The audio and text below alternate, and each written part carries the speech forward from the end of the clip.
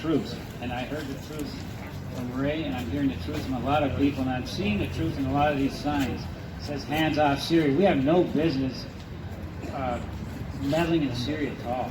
Right? That is a disgrace. That is shameful. We have no business. Sanctions, economic blockade. The economic blockade kills children every single day. That is shameful. Is this Canada? Is this what we're doing? I see signs, Canada out of NATO. Yes, these globalizing treaties, it isn't a treaty, really, these globalizing military alliances, they are a form of dictatorship. They are dictating to us what we are to do. And how do they do that? They do that in many ways, but one of the ways, and they use colonial media to do this, is the big lie. We know, did they tell the truth about Iraq? Did they tell the truth about weapons of mass destruction in Iraq? No. No. Did they tell the truth about Libya and mercenaries on Viagra? No. Are they telling the truth about General Soleimani? No. Are they telling the truth about Syria?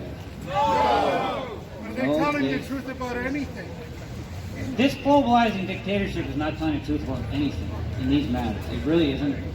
And it cannot do that because it has to fabricate consent, because decent human beings do not support and would not support what we are doing.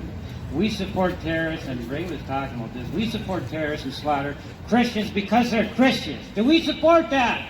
No. They're doing that in Syria, and they've been doing that in Syria for 9 years. And they've been doing that to Muslim communities as well. These are anti-Islamic terrorists. And who is the leading fighter against these terrorists that Canada and NATO support?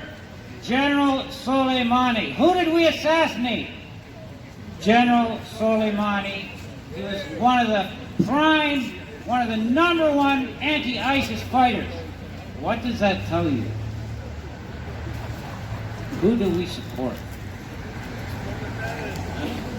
We support the terrorists. Our tax dollars support the terrorists. But Canadians are decent people, and they wouldn't do that unless they were lying. And that's what they're doing. They're lying. And the lies about Syria are worse than anything I've ever heard before, and they're probably unprecedented. And let's just talk. Let's just talk about some of these lies, some of these big lies, because we know they lied. We know. It's not reasonable to think that they're not lying, because they lied about Iraq and Libya and Yugoslavia and Afghanistan. Who did they use in Afghanistan? Bin Laden. Al-Qaeda. Who did they use in Kosovo and Yugoslavia? Al-Qaeda. Who did they use in Libya? Al-Qaeda. Who did they use in Iraq? Al-Qaeda. They pretended they're fighting them, but they're not. They brought them into Iraq. They brought ISIS into Iraq. They're not telling us the truth. Brothers and sisters, NATO does not wage war for humanitarian reasons. It fabricates atrocity stories to fabricate consent for criminal warfare. I met President Assad. I met Syrian people. I was there 3 times during the war. They're like you and me. They are decent human beings. Very decent. I have a preference for Syrians myself, but they are decent human beings, like all of us. President Assad does not use chemical weapons against his own people, and he never did. Right. Right. The OPCW is corrupt. It was leaked. Henderson made it leak. It's corrupt. The decision was made in Turkey to collaborate and to enter into collusion with the White Helmets, which Canada supports directly, to fabricate false flag. And they've done this countless times, and they do this every time Syrian Arab Army is making advances. The White Helmets are affiliated with terrorists. They're affiliated with Al-Qaeda. Some of them are terrorists. Some of them are Al-Qaeda. It's a big lie. You turn on that TV, it's a big lie. Chemical weapons? No. Why would President Assad when he's winning the war, let's use common sense here. Why would he, when he's winning the war, use chemical weapons on boys and girls and men and women? Why would he do that? Is he some kind of strutting megalomaniac, a dictator? Is he? No! Trump is. Washington is. President Assad is not an evil dictator. The Syrians love him. A NATO survey demonstrated that the Syrians have overwhelmingly supported him. They elected him. It's not a dictatorship. Okay? When we have good Canadian people living in this country and matters of transformative importance like war and peace are presented to them in such a way that's a total big lie, ask yourself, who's living in the dictatorship? We have mechanisms of democracy, we have voting, but are these votes informed? Are we gaining from all this warfare? No. This globalization is vacating jobs. Jobs are leaving to other vassal countries that have been colonized, where the wages are low and where there are no human rights and where there are dictatorships. We are not benefiting from all this.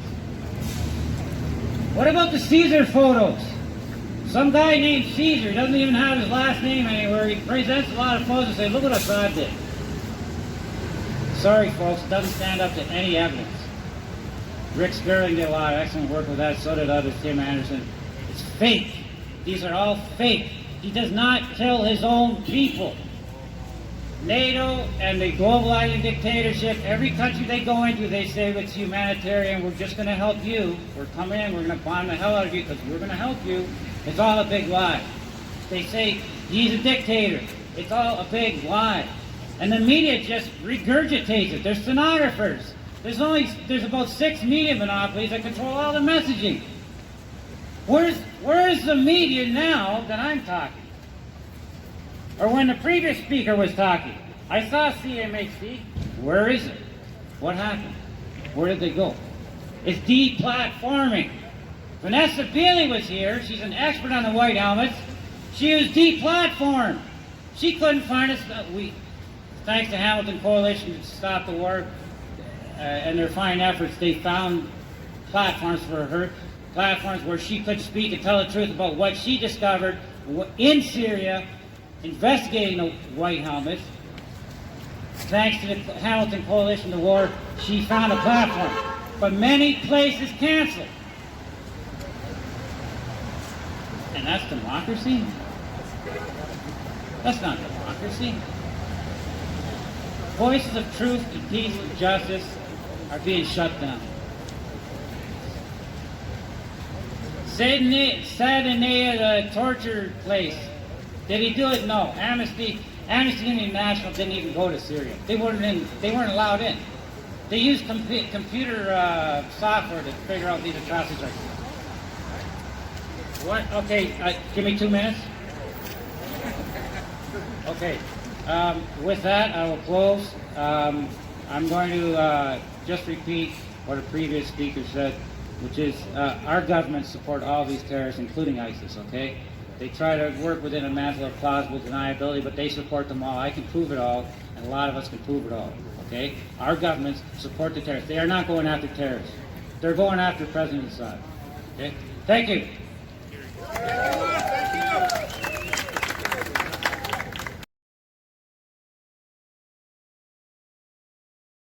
3 weeks and 3 days ago, U.S. President Trump committed a reckless, reprehensible, and wrongful act in assassinating the top general of a country at which the U.S. was not at war. Indeed, it was shameful. It was a foul act. And it resulted in the deaths of a plane load of innocent people, the maiming of some 34 U.S. servicemen that Trump lied about on the night of the bombing, and it brought us to the brink of a catastrophic Middle Eastern war. That war would have been unlike anything we have seen before, and it could happen at any moment. And it also has the potential of dragging us into a global conflict, a world war. And because of NATO, it could be a nuclear conflict. I want you to remember that under Article 5 of the NATO treaty, Trump could have called on its NATO allies, including Canada, to, if he had wanted to retaliate after the Iranian government bombed 2 U.S. air bases in retaliation for this heinous assassination of General Soleimani. If he had invoked Article 5 of the NATO Charter, Canada and other NATO countries would have been obliged to help the United States fight Iran. This brings up the issue that other speakers and the singers brought up as well. Why is Canada in NATO? NATO was formed in 1949 ostensibly to oppose Soviet expansionism. The Soviet Union dissolved in 1989. And as far as when I looked at the map yesterday in my atlas, I noticed that Iran is nowhere near the North Atlantic. Why does Canada belong to this military alliance? Well, I'll tell you, it's because various Canadian governments have allied themselves, put themselves into this U.S. military alliance, and it has nothing to do with stopping Russian or Soviet expansionism. It's about gaining world dominance for the USA, hegemony over the Middle East and the entire world, full spectrum dominance. Is there anything in that for working people in Canada? No! They want us to spend 2% of our annual gross national product on military expenditures. Do we have that kind of money, or should it go to healthcare, education, infrastructure, and planning for mitigating global warming? Which do you prefer? The latter. Thank you. We don't have any interest in this, brothers and sisters. And what we need to do is we need to get out of NATO now. Please repeat after me. Canada out of NATO now. Canada out of NATO now. Canada out of NATO now. Canada out of NATO now. Thank you very much. The other issue that I mentioned earlier is that Canada has troops in Iraq. When Trump committed his heinous act of treachery against General Soleimani, who is widely recognized as the architect of the defeat of ISIS in Syria and Iraq, he was on a diplomatic mission. He was carrying a letter from the government of Iran.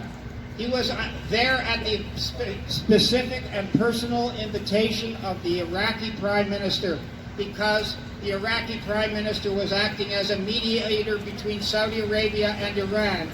And Saudi Arabia had sent the Iraqi Prime Minister a note saying that it wanted a rapprochement, a cooling down of tensions between Saudi Arabia and Iran. And we can see by the fact that Trump assassinated the general when he was on a diplomatic mission meant that Trump does not want a rapprochement in the Middle East. He wants to ratchet up the tensions. He wants to sell arms to Saudi Arabia, and he's part of the U.S. ruling class that for 40 years have been trying to overthrow the Islamic Republic. And we say that's not our fight. Canadians should not be in that fight. The reason we have troops in Iraq is to help the U.S. do that. And it's time, when the fact that Trump did not give any advance notice to the Canadian government that they were doing this heinous act was irresponsible, because we do have troops there and who knew what could happen to them. But instead of complaining about that act, instead of complaining about putting Canadian troops in harm's way needlessly, our new foreign minister, Sean Penn, did he criticize the U.S. for what it did, for its violation of international law, for the rules of diplomacy? No. In his statement, he criticized General Soleimani. I say that's shameful. And he did not say that he would listen to the voice of the Iraqi people. The Iraqi people have a parliament now. In the parliament, they called a special meeting, and they overwhelmingly voted to ask all foreign troops to leave. When Mr. Harjat Sajjan, our defense minister, heard that, he did not comply. He keeps saying that he wants to keep Canadian troops in Iraq. Do you want to keep Canadian troops in Iraq? No! Do you think that Mr. Sajjan needs a special invitation in order to hear from the Iraqi people that he should bring the troops home? I don't. I think this is a special invitation to him. I think the vote of the Iraqi parliament is a special invitation to him. And I think the fact that there were 2.5 million Iraqis in the streets of Baghdad should have been an invitation, a special invitation to him to bring the troops home. So please repeat after me. Bring the troops home now. Bring the troops home now. Bring Canadian troops home from Iraq. Bring Canadian troops home from Iraq. Bring Canadian troops home from Iraq now.